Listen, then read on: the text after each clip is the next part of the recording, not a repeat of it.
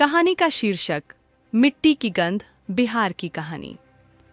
सूरज की पहली किरण जैसे ही गंगा के किनारे बसे उस छोटे से गांव पर पड़ी, बुजुर्ग दादाजी अपने पोते अंशु को लेकर आम के पेड़ के नीचे बैठे। अंशु गर्मी की छुट्टियों में पहली बार पटना से गांव आया था। मोबाइल में व्यस्त अंशु से दादाजी बोले, बेटा, क्या तुम जानते हो तुम जिस धरती पर खड़े हो वो कितनी महान है? अंशु ने सिर उठाया। दादाजी, ये तो बस गांव है, थोड़ी मिट्टी, कुछ खेत। दादाजी मुस्कुराए, ये सिर्फ मिट्टी नहीं, ये बिहार है। चलो मैं तुम्हें एक कहानी सुनाता हूँ। हाँ, हमारे बिहार की कहानी। इतिहास की धरती। कई हजार साल पहले यही वो धरती थी जहां ज्ञान का सूरज उगा था। नालंदा और विक्रमशिला जैसे विश्वविद्यालयों में दुनिया भर के छात्र पढ़ने आते थे।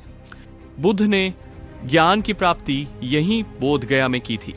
सम्राट अशोक ने यहीं से धर्म का संदेश पूरी दुनिया में फैलाया। अंशु ने हैरानी से पूछा, इतना कुछ हुआ है यहाँ? हाँ बेटा, दादाजी बोले, और यहीं से चाणक्य ने चंद्रगुप्त को सम्राट बनाया था। यहीं विदेह की धरती पर सीता का जन्म हुआ था। संघर्ष और बलिदान। लेकिन फिर समय बदला, अंग्रेजों का राज्य आया, पर बिहार ने झुकना नहीं सीखा। 1857 की क्रांति में बाबू कुंवर सिंह ने अंग्रेजों के खिलाफ तलवार उठाई। जयप्रकाश नारायण ने संपूर्ण क्रांति की आवाज पटना से उठाई, जिसने इंदिरा गांधी की सत्ता हिला दी। दादाजी, फिर आज लोग बिहार को क्यों पीछे समझते हैं? अंशु ने मासूमियत से पूछा। संघर्ष के बाद की सच्चाई दादाजी की आंखों में थोड़ी नमी थी।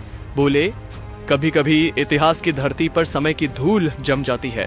गरीबी, पलायन, बेरोजगारी ने बिहार को धीमा कर दिया, पर मिट्टी की ताकत को कोई हरा नहीं सकता।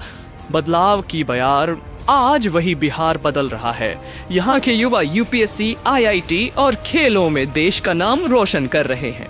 गांवों में सड़कें बनी हैं, बिजली पहुंची है, और सबसे बड़ी बात, लोग अब अपने राज्य पर गर्व करने लगे हैं। अंशु ने मुस्कुराते हुए मोबाइल नीचे रख दिया।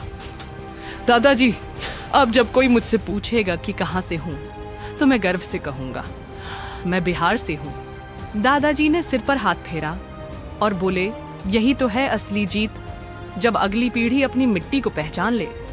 समाप्त अगर चाहो तो इस कहानी को और भी विस्तार या भावनात्मक मोड़ दे सकता हूं, या इसमें कोई दृश्यात्मक संवाद जोड़ सकता हूं।